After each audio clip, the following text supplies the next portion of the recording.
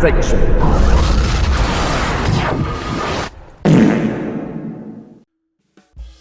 Hello and welcome to episode 3, the Picard Review Assimilation, another quick review.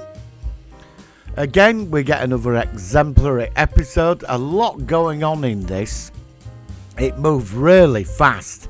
I just can't get my head around that. Discovery is so boring compared to this is just episode 3 and we are moving like there's no tomorrow with this series so far. So after last week's sort of cliffhanger, the 7 of 9's creepy husband and the 2 Confederation guards get vaporised. Great space battle. The Borg Queen sort of wakes up. And there's a real amazing scene where she's on like tendrils walking around with half her body. She has such presence in this. So then we sort of like get into the time rift thing. They escape, destroy these starships. The Borg Queen's like becoming one with a ship. Into the past, Q appears for about 2 seconds and disappears. Not in this episode, only for a brief second, so I think they're holding him back, which is interesting. I don't think he's the one that, obviously he's probably not done it. There's something else at play here. And it reminded me a bit of Star Trek 4, you know, when they go back to the 20th century. And they crashed somewhere outside LA, and I thought there might have been a shaft anyway. They crashed somewhere, and they're fixing the ship.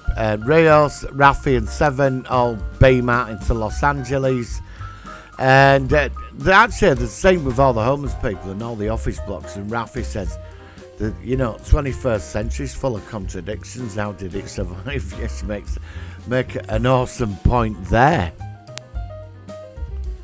So Rios, like he beams in and bangs his head, and he ends up in this hospital.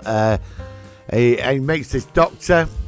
I don't know, it just reminded me of Star Trek 4 when they're all running about the 20th century. And he loses his comm badge, and he's in this like hospital thing. He's got concussion. Meanwhile, Raffi and 7 are getting about round. They get into some office block. Elnor's dead. I'm quite upset about that. So I'm not a real fan of Elf Boy, but I'm quite upset. Yeah, and I think Raffi was gutted because she's like a mother character towards him, And she starts blaming Picard about all the timeline and this game between him and Q. Jousting and playing with people's lives. And Picard gets a lot of stick in this episode. And I do feel for him because, it's not this is his fault. I am looking forward to seeing where this... But the best thing for me in this was the whole thing with the Borg Queen. Jurati merges with the Borg Queen. And she's like, it's like they're going to each other's minds, and Jurati gets information. But the Borg Queen, when Jurati's unconscious, when Picard disconnects her from Borg Queen, and there's this airy music around the Borg Queen. Well, music's wonderful for her. And you get this full threat when she starts talking to Picard. She says, give me the ship, and I'll give you what you want. And Picard's going, no.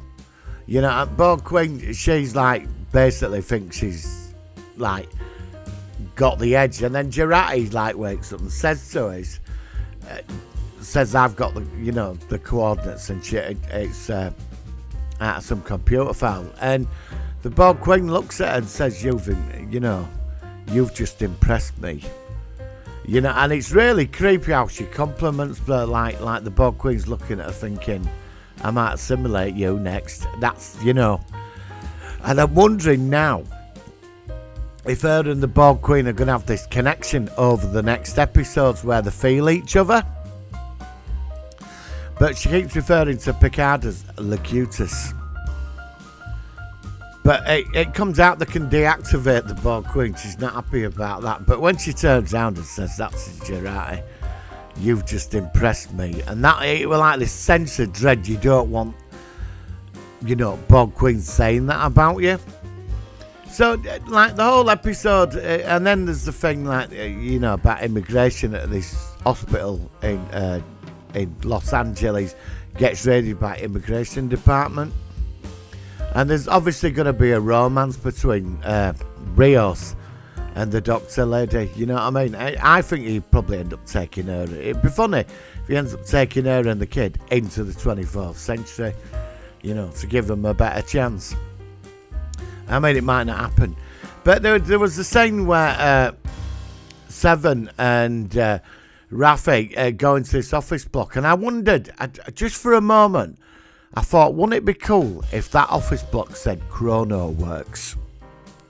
So, all in all, this is like a Fred's episode. We covered like the opening, you know, with the last two, but this is like setting up now who's the Watcher, because I thought we'd see the Watcher at the end of the episode, and then I realised it's going to be next week before we see the Watcher. They've located this Watcher and where it's going to go with who this Watcher person is, you know. So I think it's Guinan. It probably wouldn't surprise me if it's Guinan. Do you know what I mean? I could be wrong, but it was sort of very interesting. But this is like the Fred's episode. This has brought, we're in the 21st century now. We're here, and we're going to be here for at least 2 or 3 more episodes. And the Borg Queen and all of it's going to start merging together. But this was, I have to say, was a fantastic episode.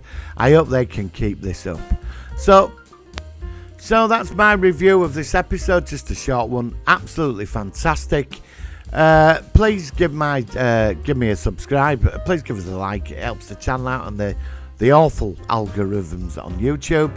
And I will see you next week, and enjoy the podcast.